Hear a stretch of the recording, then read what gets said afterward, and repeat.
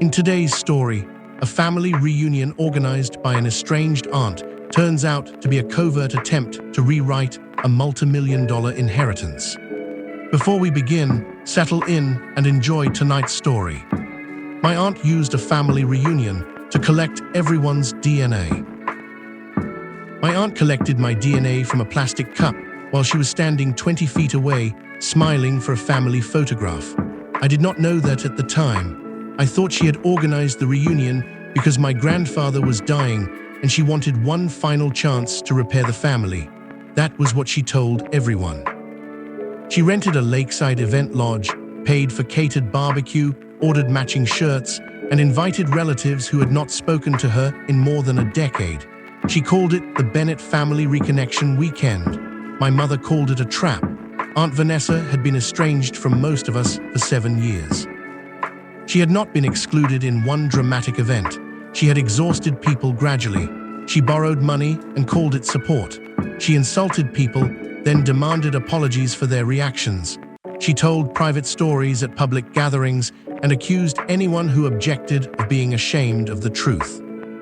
Her 2 adult children had stopped speaking to her. She referred to them as victims of parental alienation, even though they were 31 and 34 and had independently blocked her. My mother had cut contact after Vanessa used my grandmother's funeral to announce that the family had emotionally abandoned her. When my grandfather entered hospice, Vanessa resurfaced.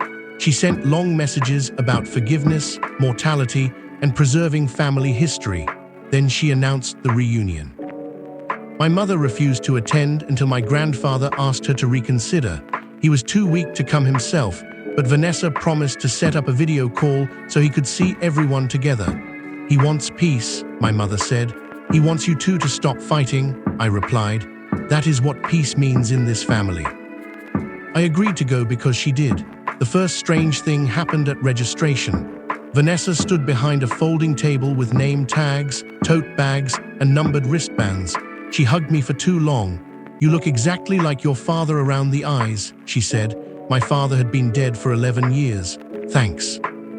"No, really, the resemblance is extraordinary." She held my face lightly between both hands and studied me. Then she asked whether I had ever taken one of those ancestry tests. I said no. She smiled. "You should. People think they know where they come from, but families keep so many secrets."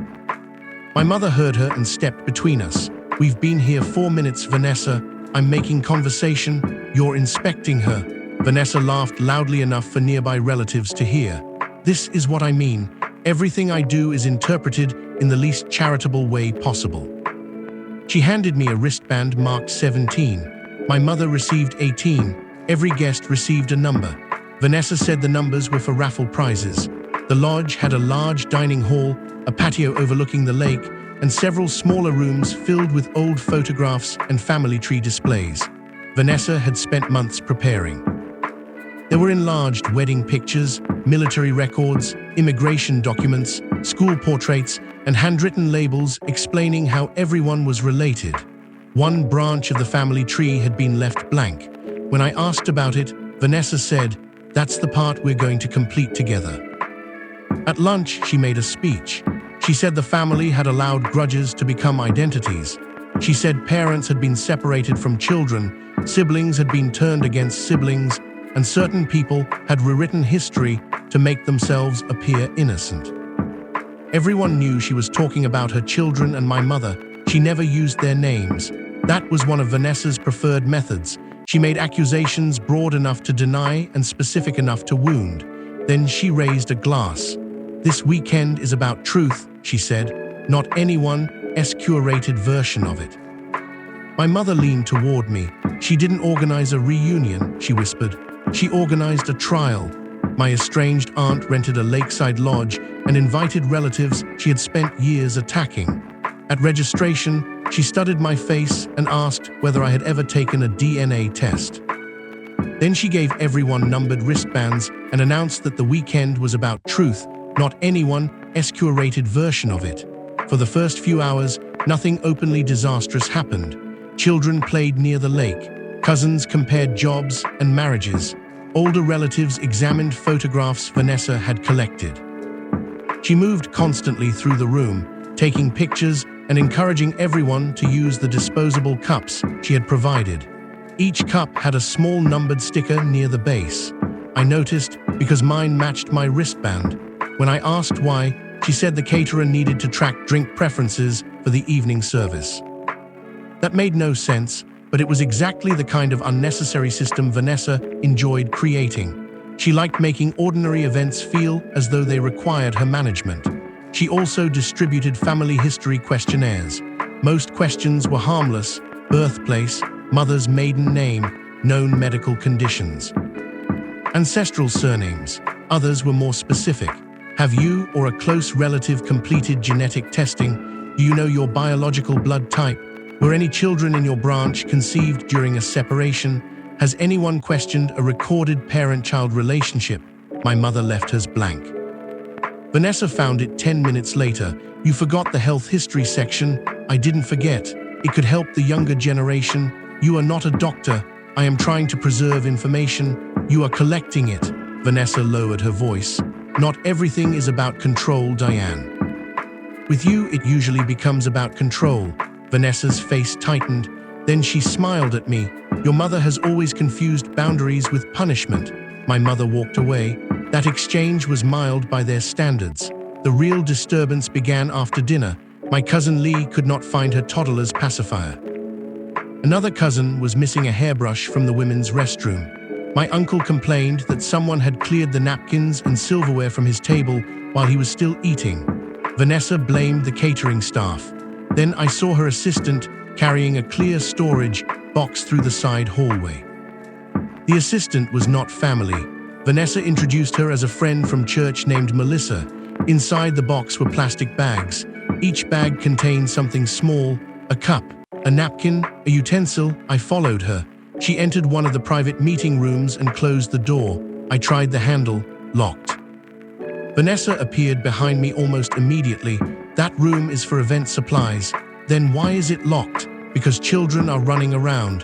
What is Melissa carrying? Cleanup materials. In individual bags. Her expression became wounded.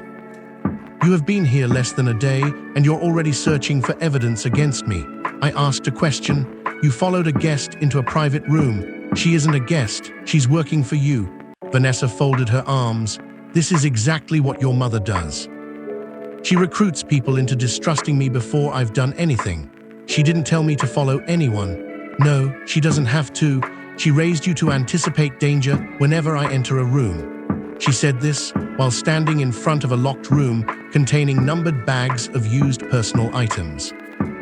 Then she placed one hand on my shoulder. I invited you because I hoped you were old enough to see the family without your mother's filter. I removed her hand. What is in the room? Supplies? Open it. No, that was enough for me. I found my mother and told her what I had seen. She wanted to leave immediately. I convinced her to stay long enough to gather proof. My aunt had spent years portraying every objection as irrational hostility.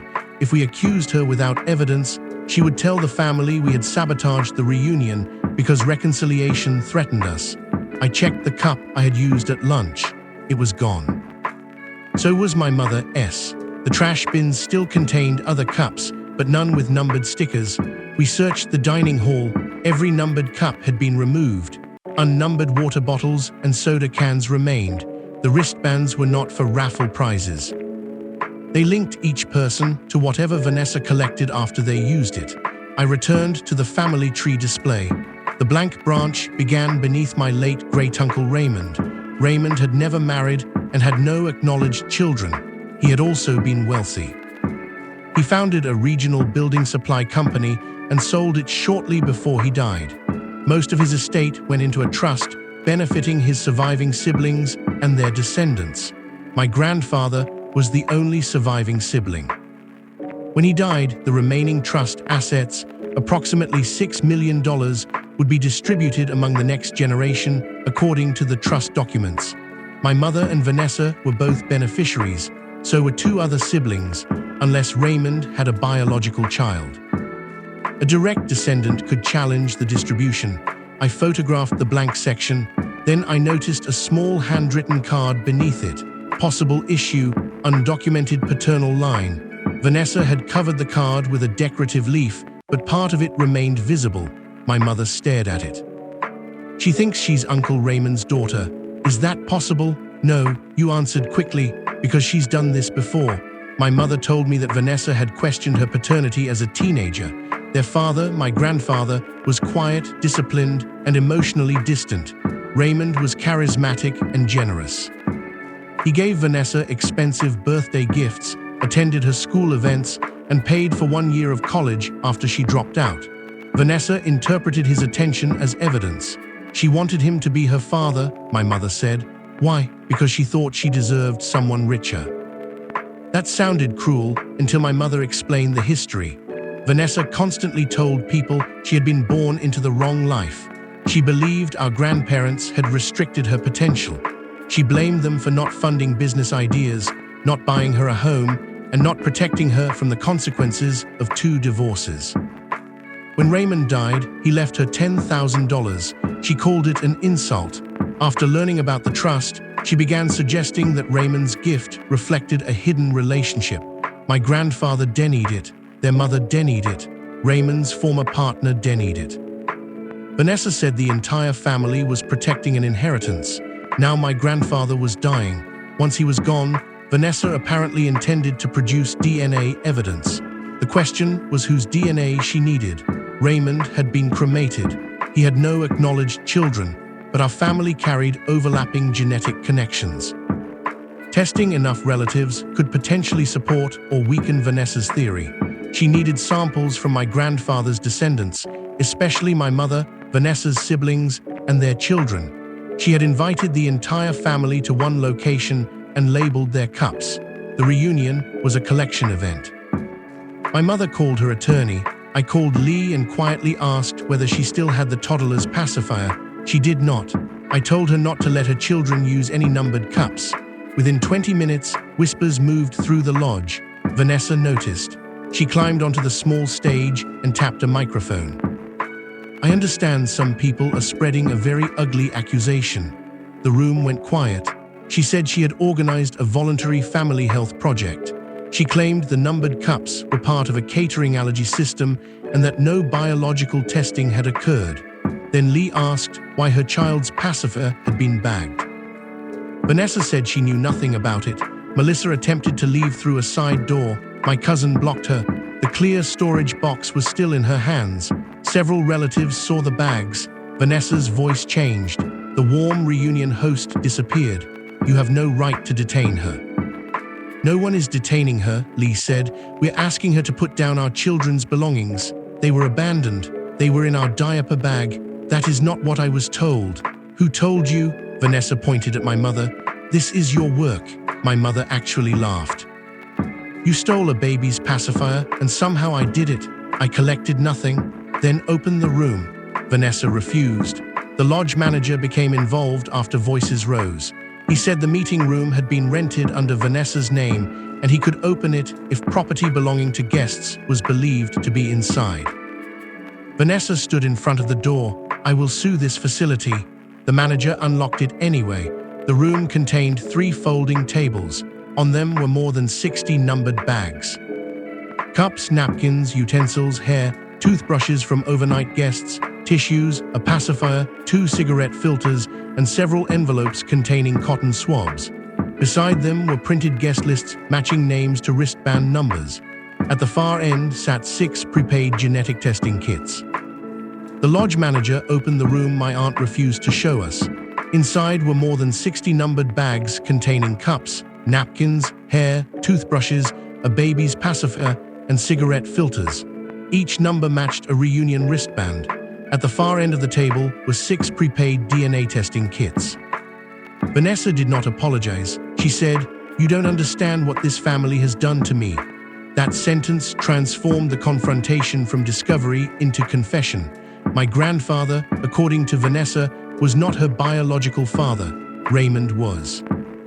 She claimed our grandmother had admitted it during an argument 30 years earlier. No one else had heard the admission.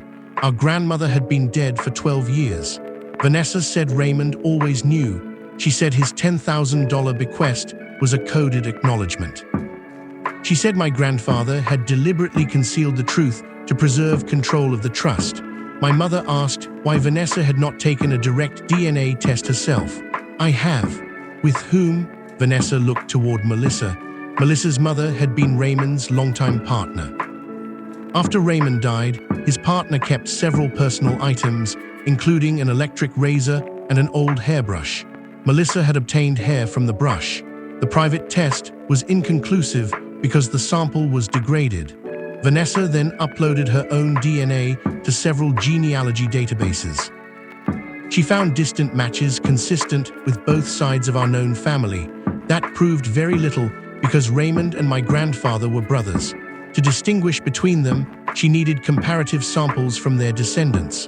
Raymond had none. My grandfather had 4 children and 9 grandchildren. She wanted all of us. You could have asked, I said. I did ask. Your mother poisoned everyone against me. You asked whether people had used ancestry websites. You didn't ask to take their cups, because you would have said no. That is the point of consent. She turned to the room. This money belongs to me. There it was, not uncertainty, not a desire to understand her identity, ownership. She said Raymond had intended to provide for her, but lacked the courage to acknowledge her publicly. She said her siblings had benefited from a lie their entire lives. She said the trust was about to distribute assets to people who had done nothing, while she carried the emotional burden of being rejected. One of her brothers asked what emotional burden she meant, since she had only begun claiming Raymond as her father after learning how much the trust contained. Vanessa said, "That is an obscene thing to say to someone questioning their parentage." He replied, "You called Dad a useless coward for 40 years. Now that he's dying, you want him not to be your father because his brother had more money." Vanessa threw a glass of water at him. It missed and struck the wall. The lodge manager ended the event. Guests gathered their belongings while Vanessa stood on the stage announcing that anyone who left was confirming participation in a conspiracy. She threatened lawsuits. She threatened to challenge the trust. She threatened to expose private information from the family questionnaires. Then she said something that stopped my mother. "I already have enough." The samples in the room had not yet been sent, but the reunion was not her first attempt. My mother asked what she meant.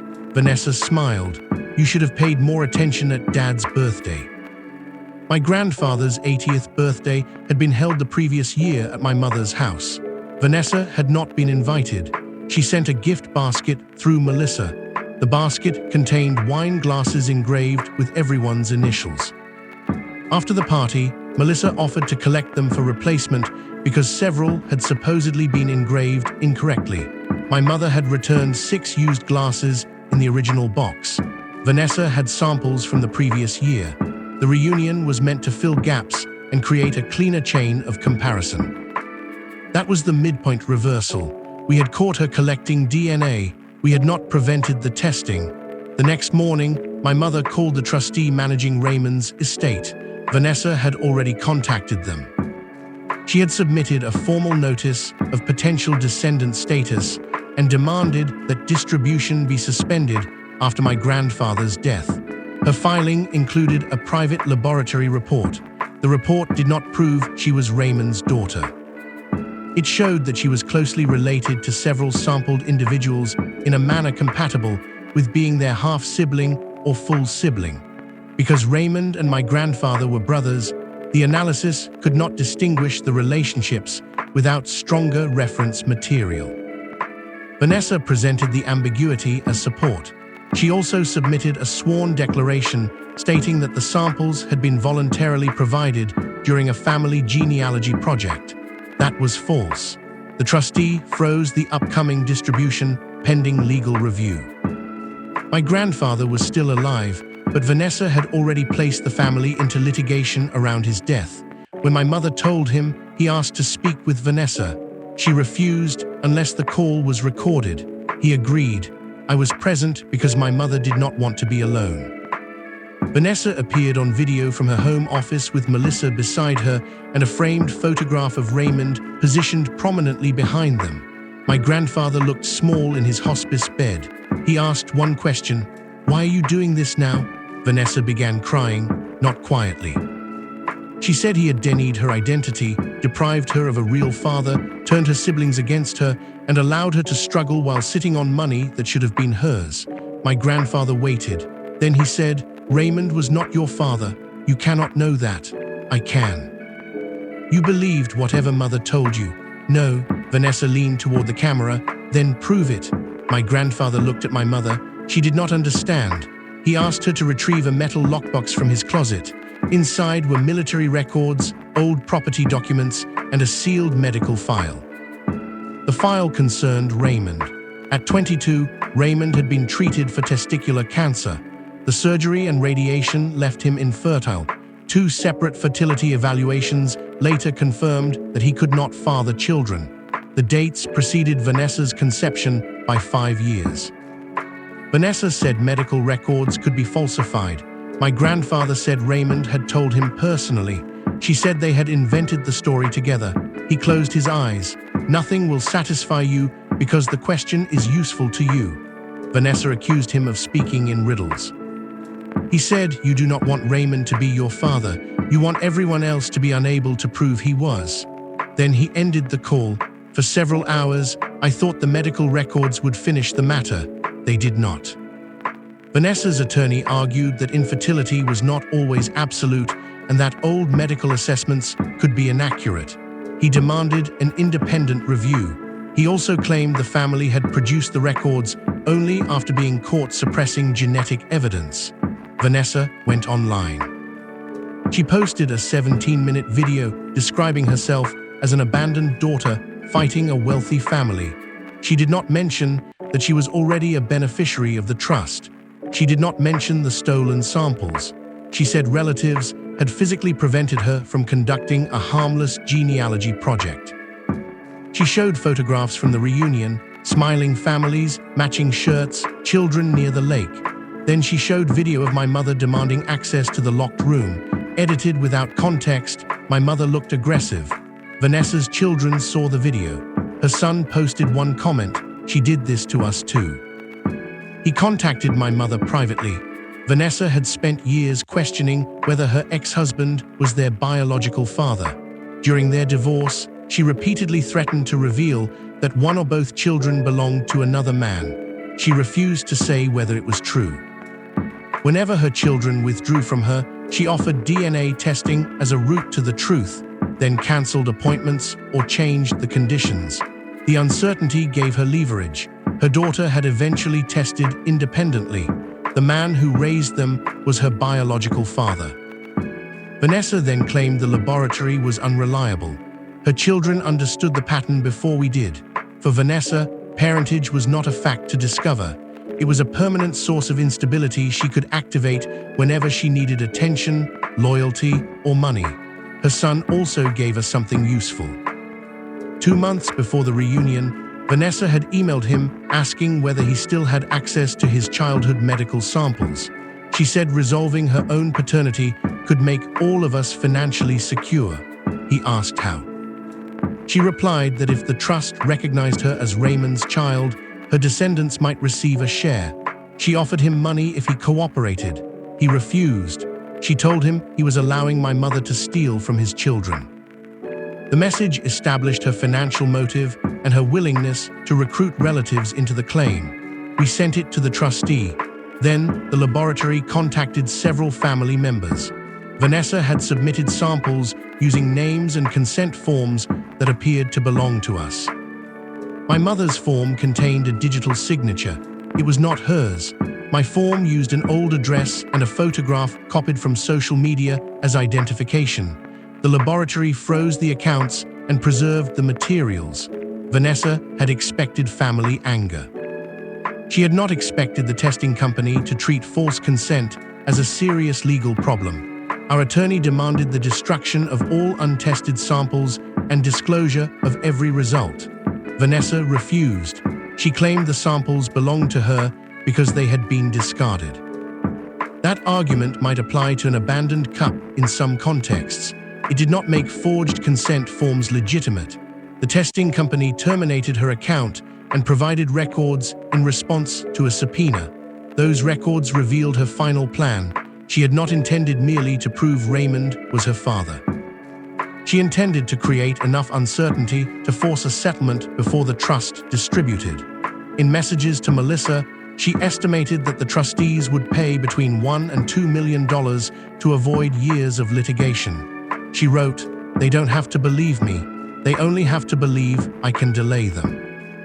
My aunt's messages revealed that she did not expect the DNA to prove her claim. She believed the family trust would pay her to avoid years of litigation.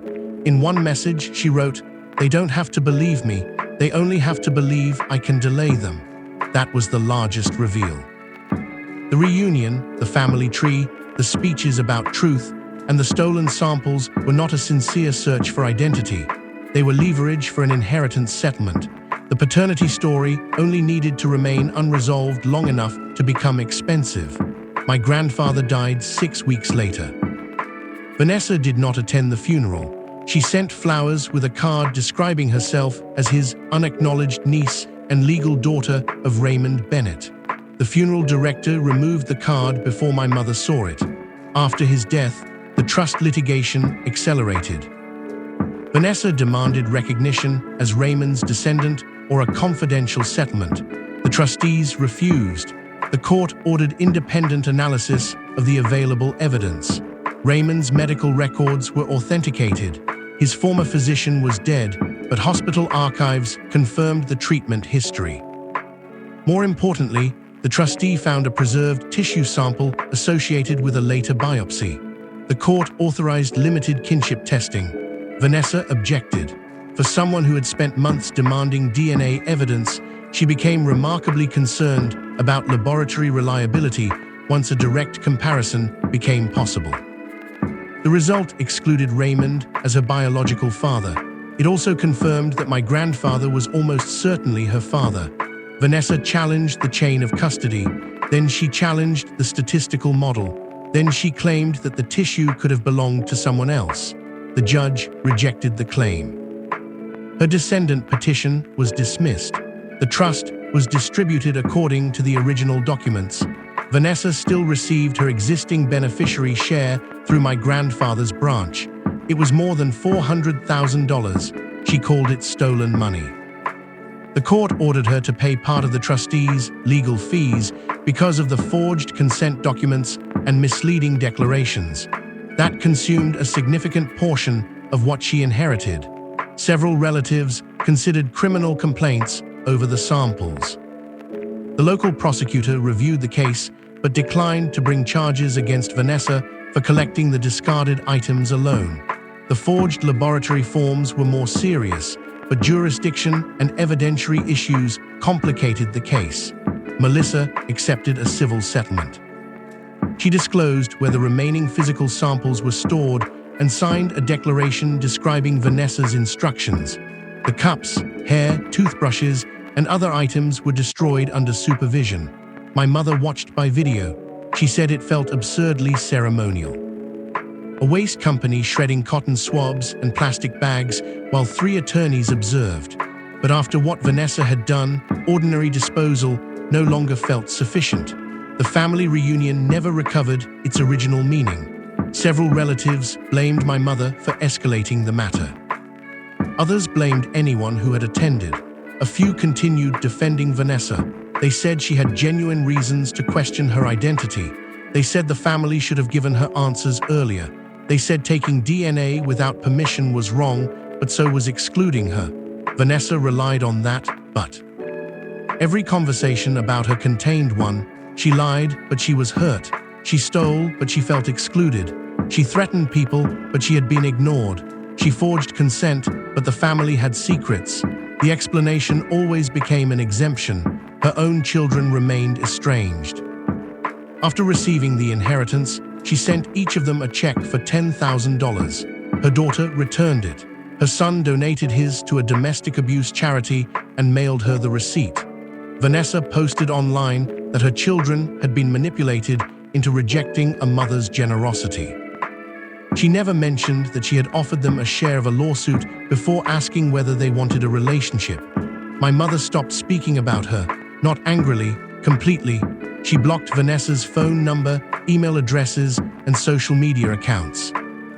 When relatives attempted to relay messages, she told them she would end those conversations too. That boundary finally worked because it contained no argument for Vanessa to win. I received one letter. It arrived 6 months after the case ended. Vanessa wrote that she forgave me.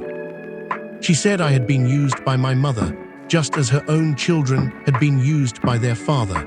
She said one day I would understand that she had been trying to correct a historical injustice.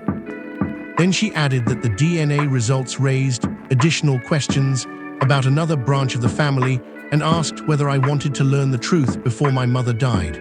I shredded the letter. For a moment, I considered saving it as evidence. Then I understood that evidence was how Vanessa kept people engaged. Every claim required a response. Every response created another claim. Every attempt to settle the truth gave her a new surface to attack. The reunion photographs still exist. In them, Vanessa looks happy. She stands at the center of the family with one arm around my mother and the other around me. Everyone is wearing the shirts she ordered. Behind us, the lake is bright, the tables are full, and numbered cups sit beside every plate. It looks like reconciliation. That was the most effective part of her plan. She understood that a photograph of a happy family could later be used to prove that nobody had objected. That smiles could be reframed as consent. That attendance could become cooperation. And that people who wanted one peaceful weekend might ignore a few strange questions because accusing someone too early felt cruel. Now, when relatives suggest another reunion, nobody volunteers to organize it. We meet in smaller groups. People bring their own drinks. Nobody wears a numbered wristband.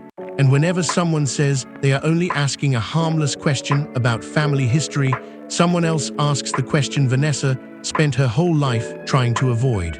What are you planning to do with the answer? You've been listening to Low Light Stories, original fiction for late-night listening. New stories are added regularly, so subscribe if you'd like to hear the next one. Thanks for listening.